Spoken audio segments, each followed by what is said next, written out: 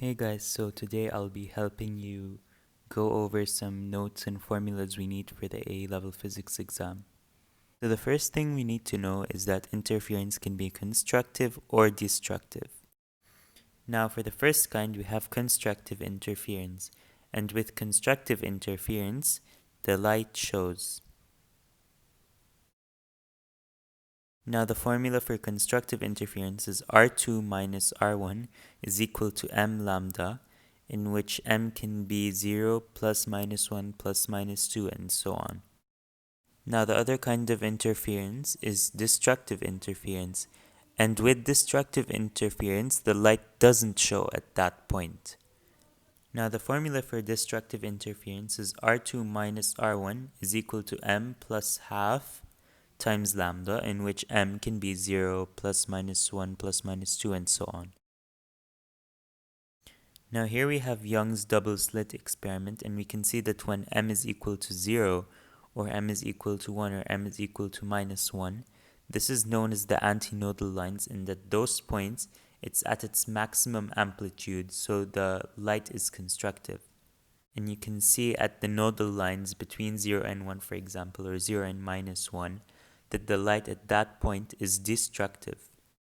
Now here we have a formula that says that d sine theta is equal to R2 minus R1, in which d is equal to the distance between the two gaps.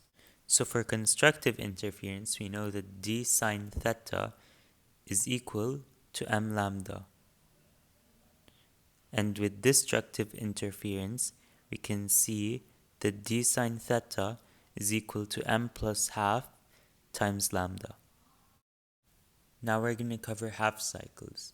And a half cycle occurs when the light passes from a less dense medium to a denser medium.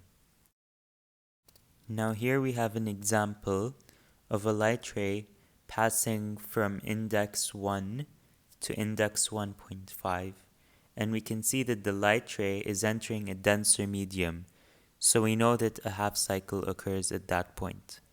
Now if we have one half cycle occurring, we have to switch the conditions for interference.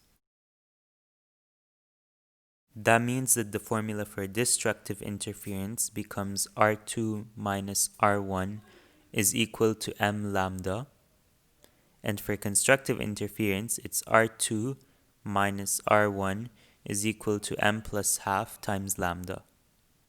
Now if we have 0 or 2 half cycles occurring, we just have to apply the normal conditions for interference.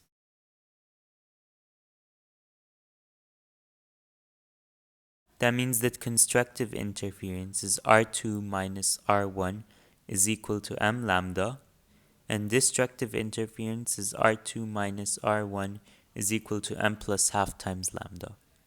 Now some extra things to know for interference is that monochromatic light means that the light exists in one color. One more thing to know is that in coherent sources, we have the same frequency and the constant phase difference. Now in this diagram, we see that the angle is known as theta, the gap is known as A, the height of the ray is known as y, and the distance the ray covers is known as x.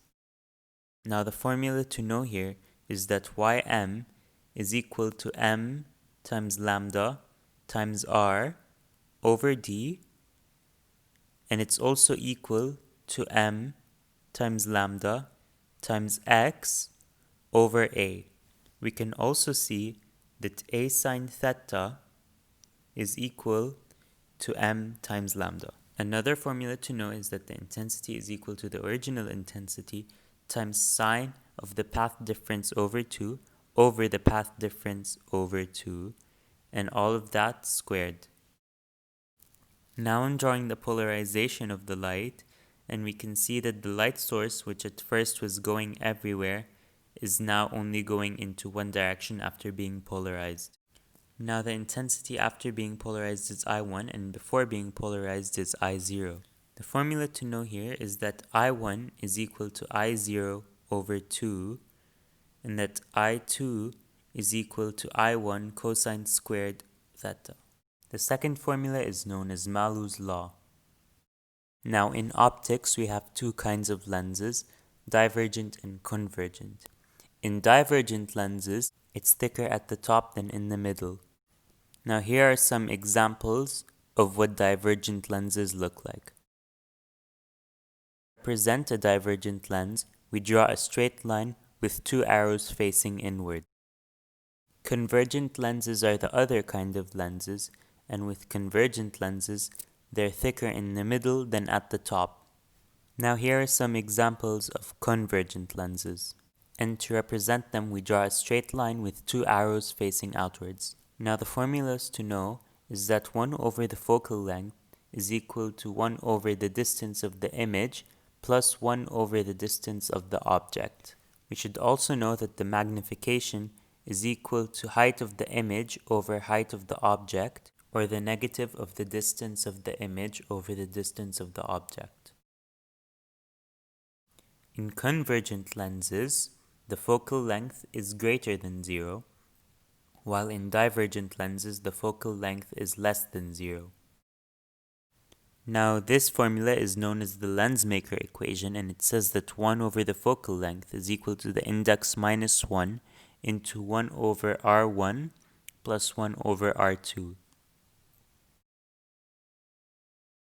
A few more things to know is that the focal length is equal to the radius over 2, and that the radius is greater than 0 in convex lenses, and the radius is less than 0 in concave lenses. Now this formula is in the UP book, and it says that 1 over the distance of the image plus 1 over the distance of the object is equal to 2 over the radius. I hope you guys benefit from these notes, and good luck in your periodic.